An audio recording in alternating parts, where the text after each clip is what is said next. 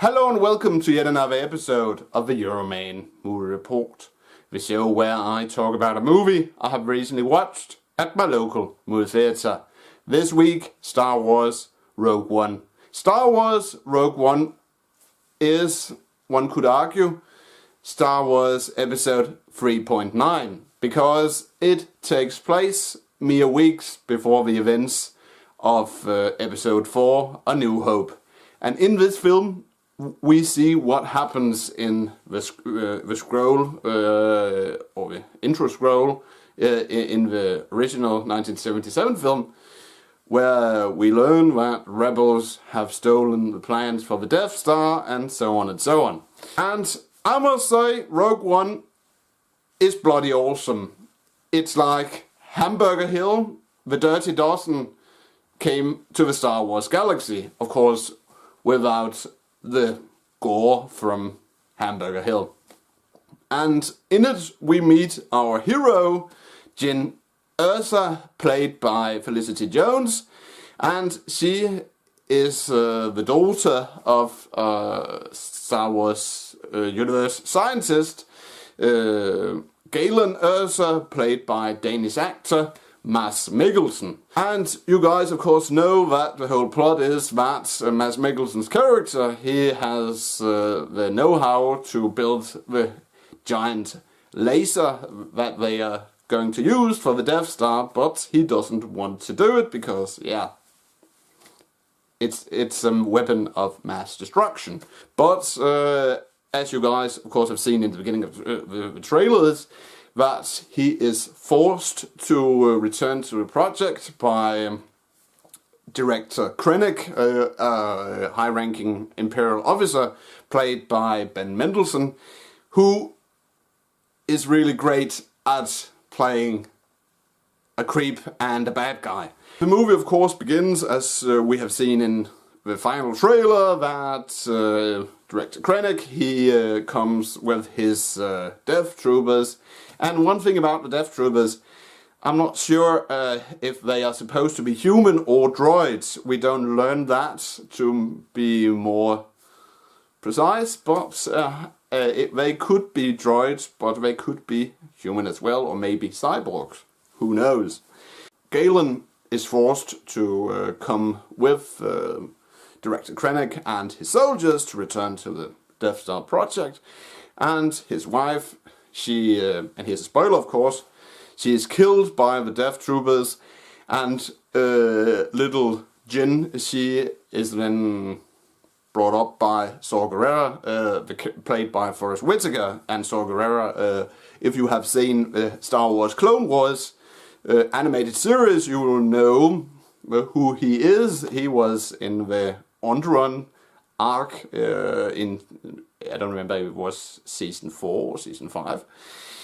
And yeah, he is some sort of substitute father for Jyn Erso, and then she transforms from a little girl to a grown-up played by Felicity Jones.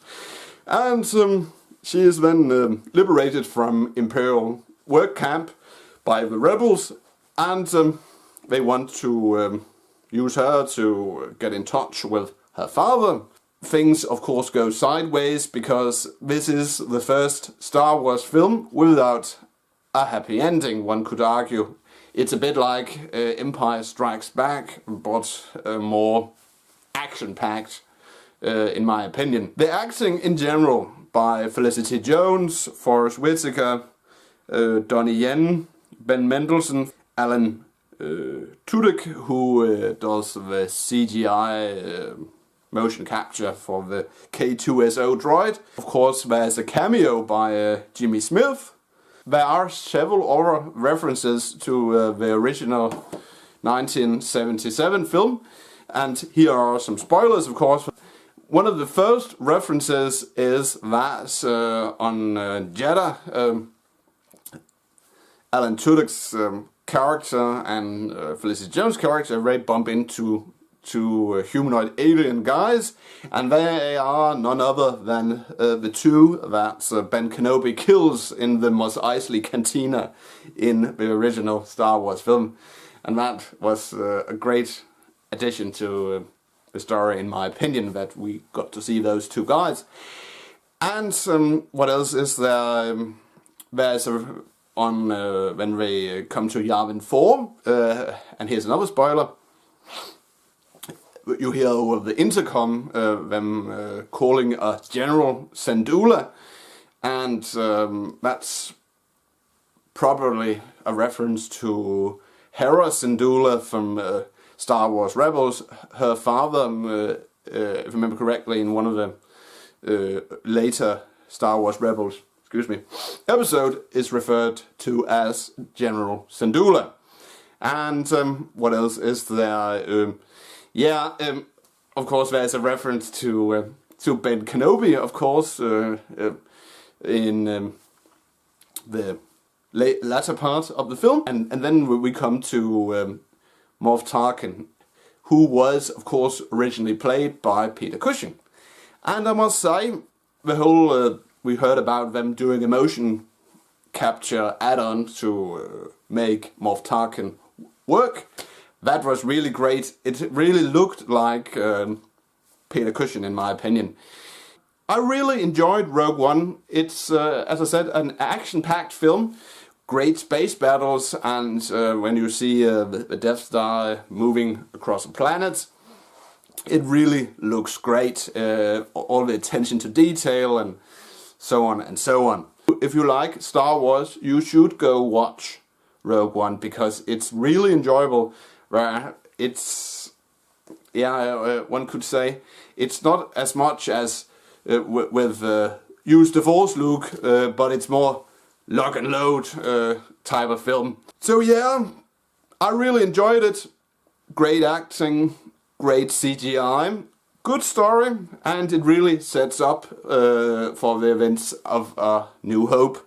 So all in all, if I'm gonna rate Rogue One, I will give it 5 out of 5 stars.